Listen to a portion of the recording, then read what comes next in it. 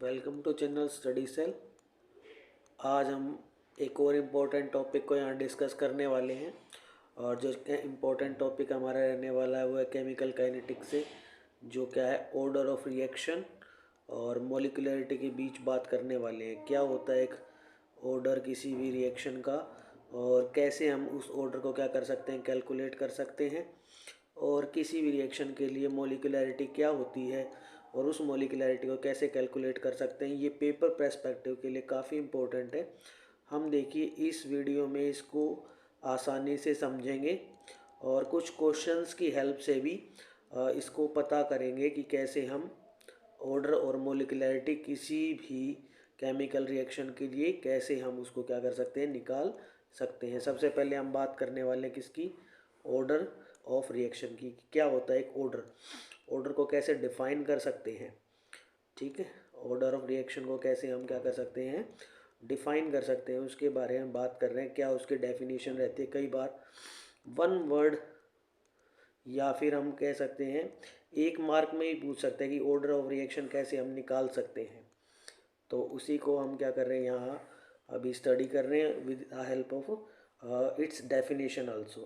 तो क्या होता है जो सम होता है पावर्स का, it is defined as it is defined as defined as the sum of powers, sum of the powers। जो पावर्स होती हैं, किसकी पावर्स होती हैं, powers to which the concentration terms, जो कंसंट्रेशन होती है हमारे पास, कंसंट्रेशन टर्म्स होती हैं, concentration terms, concentration terms are raised। जो पावर कंसंट्रेशन टर्म्स के ऊपर आपको दिखाई देती हैं उनको हम क्या करते हैं, सम करते हैं। और वो कहाँ पर देखी जाती है, raised in rate law expression, in rate law expression.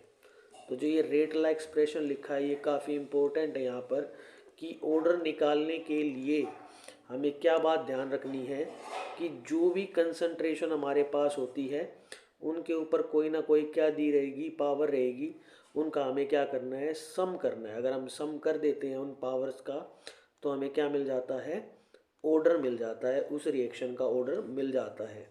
तो सबसे महत्वपूर्ण बात क्या हमारे पास, जो हमारे पास गिवन होना चाहिए वो क्या गिवन होना चाहिए, एक रेट ला एक्सप्रेशन हमें यहाँ पर क्या होना चाहिए, किसी भी केमिकल रिएक्शन के लिए गिवन होना चाहिए, तभी हम निकाल सकते हैं।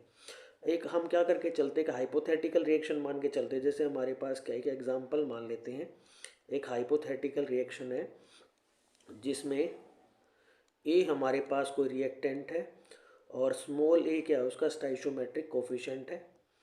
ऐसे ही बी हमारे पास क्या है, कोई भी यहाँ रिएक्टेंट है और स्मॉल बी उसका क्या है, स्टाइशियोमेट्रिक कोफिशिएंट है। ऐसे ही क्या हमारे पास सी एक और रिएक्टेंट है और स्मॉल सी उसका क्या है, स्टाइशियोमेट्रिक कोफिशिएंट है। तो हमें क्या मिलता है, यहाँ पर प्रोडक्ट मिलता है। इस तरीके से प्रोडक्ट हमें यहाँ मिलता है। ठीक है, और जो हमारे पास रेट ला एक्सप्रेशन होता है वो हमें मिलता है, रेट इज इक्वल्स टू के ए की पावर पी बी की पावर क्यू एंड सी की पावर आर। ठीक है, तो जो ये हमारे पास अगर हमें ऑर्डर निकालना है तो ऑर्डर के लिए हमने स्पेशल मेंशन किया था, कहाँ से निकालते हैं ऑर्डर, एक रेट ला एक्सप्रेशन से निकालते हैं। ये हमारे पास क्या है, रेट ला एक्सप्रेशन है। ठीक है, तो हमें क्या करना है, जो भी रिएक्टेंट दे रखा है उनकी कुछ पावर दे रखी है यहाँ, वो क्या है, पी क्यू एंड आर। अगर इनका हम क्या कर देते हैं, सम कर देते हैं तो हमें यहाँ क्या मिल जाएगा, ऑर्डर मिल जाएगा। ठीक है, ये पी क्यू आर ये हमारा ए बी सी के इक्वल हो भी सकते हैं और नहीं भी हो सकते। P equal to A, Q equal to B and R equal to C हो भी सकते हैं और नहीं भी हो सकते हैं। ये बात जरूरी नहीं है, कई रिएक्शंस में ये इक्वल होते हैं, कई रिएक्शंस में इक्वल नहीं होते हैं। इसका मतलब क्या है कि जो ये पी क्यू आर होते हैं हमारे पास, जो हमने डिटरमाइन किए हैं, वे कहाँ से आए हैं? वे हमारे पास एक रेट लॉ एक्सप्रेशन से आए। कहाँ से आए हैं? Rate law expression. और जो रेट लॉ एक्सप्रेशन होता है ये कैसे डिटरमाइन किया जाता है? ये एक्सपेरिमेंटली डिटरमाइन किया जाता है। कैसे डिटरमाइन किया जाता है? ये एक्सपेरिमेंटली डिटरमाइन किया जाता है। ठीक है, एक्सपेरिमेंट की हेल्प से ये डिटरमाइन किया जाता है। अपनी मर्जी से किसी भी रिएक्शन के लिए हम रेट लॉ एक्सप्रेशन नहीं लिख सकते हैं। जैसे मैं एग्जांपल की हेल्प से बताना चाहूँगा। लेट सपोज मेरे पास क्या क्या एक्सप्रेशन बताता हूँ, एक एग्जांपल लेता हूँ मैं। अगर मैं लिखता हूँ मेरे पास क्या है, 2NO2 gives 2NO plus O2। ठीक है, और मैं यहाँ आपको मेंशन करता हूँ कि रेट क्या है यहाँ पर, रेट इज इक्वल्स टू के NO2 की पावर 2। ठीक है, और ये क्या है हमारे पास? Rate law expression. ये क्या है हमारे पास? Rate law expression. Then you can calculate order easily is equals to 2। ठीक है, यहाँ से देख के आप तुरंत क्या कर सकते हैं? बता सकते हैं। अगर ये रेट लॉ एक्सप्रेशन नहीं है तो हम नहीं बता सकते कि यहाँ पर क्या होगा, हमारे पास ऑर्डर क्या रहने वाला है। यानी कि मेंशन होना बहुत ज़रूरी है रेट लॉ एक्सप्रेशन। अगर मैं कोई भी रिएक्शन रैंडमली लिख देता हूँ और आपसे पूछता हूँ कि इसके लिए आप क्या बताएं, ऑर्डर बताएं। जैसे मैं लिख देता हूँ, बाई चांस आपको एक रिएक्शन देता हूँ, 2NH3 gives N2 plus 3H2। ठीक है, in presence of platinum and iron. इसके लिए ऑर्डर बताएं। इसके लिए आप ऑर्डर क्या करते हैं, इस तरीके से लिख दें कि 2 होगा। क्यों? अपनी तरफ से खुद मान ले रेट इज इक्वल्स टू के NH3 की पावर 2। तो ये क्या होगा? सरासर गलत होगा। हम इसको ऐसे कंक्लूड नहीं कर सकते। तब तक कंक्लूड नहीं कर सकते जब तक हमें ये बताया ना जाए कि ये एक रेट लॉ एक्सप्रेशन है। एक्चुअली में अगर इसका ऑर्डर हम निकालते हैं तो जो ऑर्डर होता है वो हमें मिलता है, इसके लिए ज़ीरो ऑर्डर मिलता है। ये ज़ीरो ऑर्डर रिएक्शन है। ठीक है, तो कैसे पता किया? ये एक्सपेरिमेंट की हेल्प से पता किया, जिसमें हमें पता चला कि जो रेट है वो क्या होगी, रेट इज इक्वल्स टू के, जो NH3 है उसकी पावर क्या रहने वाली है, यहाँ पर 0 रहती है। इस तरीके से इस बारे में मैं यहाँ बात करने वाला हूँ। यानी कि रेट लॉ एक्सप्रेशन का पता होना बहुत ही ज़्यादा ज़रूरी है, तभी आप क्या कर सकते हैं, एक ऑर्डर किसी भी रिएक्शन के लिए क्या कर सकते हैं, कैलकुलेट कर सकते हैं। आई हो आपको ये बात अच्छे से समझ में आई होगी ऑर्डर के बारे में। ठीक है, अब बात कर लेते हैं किसके बारे में, मोलिकुलरिटी ऑफ अ रिएक्शन के बारे में। क्या होती है मोलिकुलरिटी? मोलिकुलरिटी से हम ये समझते हैं कि अगर हमारे पास कोई भी एक केमिकल रिएक्शन होती है तो जो भी क्या होंगे वहाँ पर स्पीशीज़ होंगी, रिएक्टिंग स्पीशीज़ होंगी। ठीक है, यानी कि रिएक्टेंट मॉलिक्यूल रिएक्टिंग स्पीशीज़ होंगी। रिएक्टिंग स्पीशीज़ जो क्या हो सकते हैं, मॉलिक्यूल हो सकते हैं, है ना, या फिर आयंस हो सकते हैं, या फिर क्या हो सकते हैं, एटम्स होते हैं। ठीक है, विच कोलाइड, जो क्या करते हैं, कोलाइड एक दूसरे के साथ क्या करते हैं, टकराते हैं। विच कोलाइड्स साइमल्टेनियसली, यानी कि एक साथ,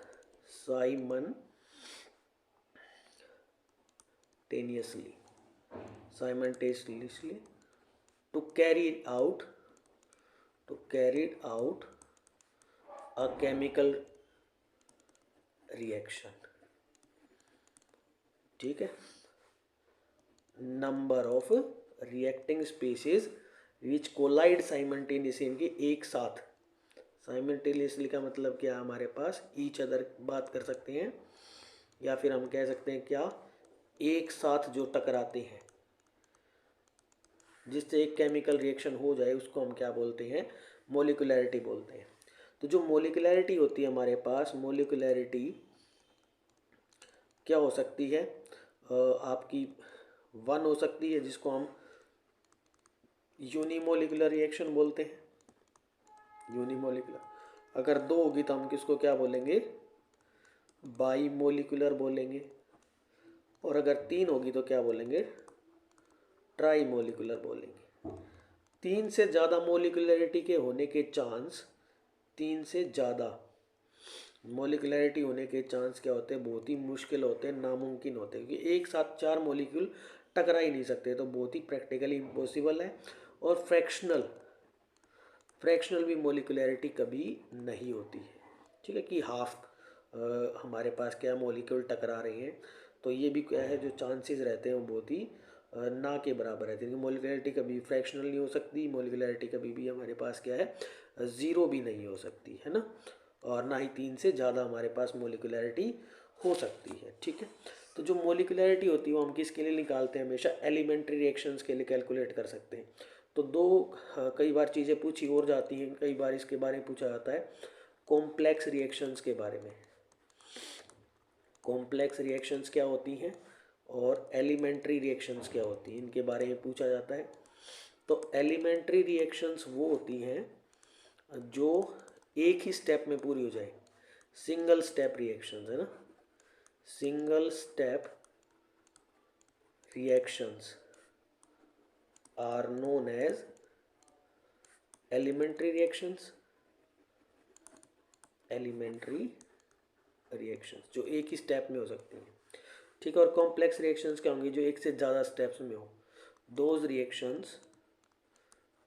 reactions which complete in more than one step, ठीक है। तो जो मोलिकुलैरिटी होती है हमारे पास वो एलिमेंट्री रिएक्शंस के लिए एप्लीकेबल होती है, ठीक है। एलिमेंट्री रिएक्शंस के लिए क्या होगी, एप्लीकेबल होगी और इजीली कैलकुलेट कर सकते हैं। लेकिन अगर मोलिकुलैरिटी हम कॉम्प्लेक्स रिएक्शंस के लिए लगाने की कोशिश करेंगे तो हमें आंसर नहीं मिलेगा। वही जो हमारे पास ऑर्डर होता है वो एलिमेंट्री रिएक्शंस पे भी एप्लीकेबल कर सकते हैं, वो हम कॉम्प्लेक्स रिएक्शंस पे भी क्या कर सकते हैं, उसको एप्लीकेबल कर सकते हैं। अब कॉम्प्लेक्स रिएक्शंस में कैसे कैलकुलेट करेंगे, जो भी हमारे पास कॉम्प्लेक्स रिएक्शन होगी उनमें क्या होता है, एक स्लो स्टेप होता है, उनमें क्या मिलेगा, उन रिएक्शन के अंदर एक स्लो स्टेप रिएक्शन मिलेगी। जो रिएक्शन क्या होगी सबसे स्लो होगी वही क्या होगी हमारे पास रेट डिटरमाइनिंग स्टेप होगा, रेट डिटरमाइनिंग स्टेप। और उसी से हम क्या लिखेंगे, रेट लॉ एक्सप्रेशन लिखेंगे, रेट लॉ एक्सप्रेशन। और उसी से हम क्या करेंगे, ऑर्डर को आसानी से कैलकुलेट कर सकते हैं। आई थिंक आपको ये बात आसानी से समझ में आ गई होगी क्या है ऑर्डर और क्या है मोलिकुलैरिटी। अब इसके बीच के डिफरेंस की बात कर लेते हैं। एक हमारे पास क्या है ऑर्डर और एक मेरे पास क्या है मोलिकुलैरिटी, ठीक है। ऑर्डर के फर्स्ट डिफरेंस की बात करें तो ये क्या होता है, सम होता है, सम ऑफ पावर्स ऑफ कंसंट्रेशन। अभी बताया था इसके बारे में, कंसंट्रेशन टर्म्स इसमें इन rate law expression, in rate law expression, ठीक है। और अभी इसमें बताया था मोलिकुलैरिटी में क्या होती है हमारे पास, नंबर ऑफ रिएक्टिंग स्पीशीज है ना, reacting species which collides simultaneously है ना, simultaneously to carried out a chemical reaction। तो फर्स्ट जो हमारे पास डिफरेंस रहेगा उसमें तो इनकी डेफिनेशन ही आ जाएगी। सेकंड में हम बात कर सकते हैं ऑर्डर क्या होता है आपका, ऑर्डर इज एप्लीकेबल, कहाँ कहाँ एप्लीकेबल, अभी बात की थी लास्ट में, एप्लीकेबल टू बोथ एलिमेंट्री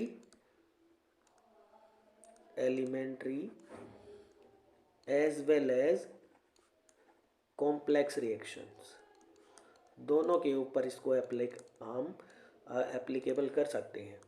और ये सिर्फ किसके लिए एप्लीकेबल होता है, हमारे पास हमारी एलिमेंट्री रिएक्शंस के लिए, ठीक है। मोलिकुलैरिटी